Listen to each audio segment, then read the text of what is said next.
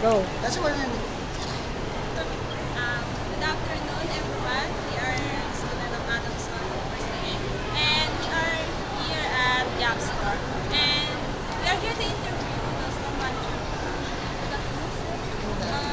First question, please tell us something about Gap. actually Gap is the number one casual clothing originated from California, USA. And right now, it was being franchised by a certain company here in the Philippines. And right now, we are having a head-to-head competition for local retailers. So we wanted to dominate the retail industry here in the Philippines. The next question is, what kind of retail system do you have? Can you please describe?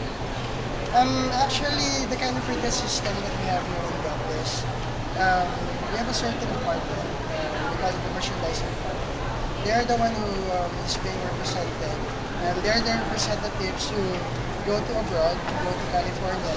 Then they are the one who choose and pick the items that they wanted to sell here in the Philippines. And actually, they are exporting it here directly in the Philippines for selling. And the next question is, do you think this retail system gives Gap an advantage over its competitor? How?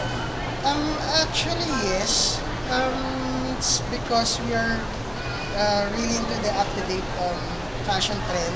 So what is trending on abroad, we just bring it here in the Philippines so that all Filipinos can actually adopt what is happening outside the country.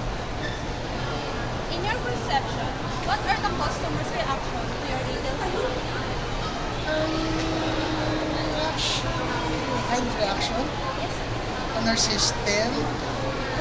Actually, they do not know what kind of system that we have right now, but our customers is quite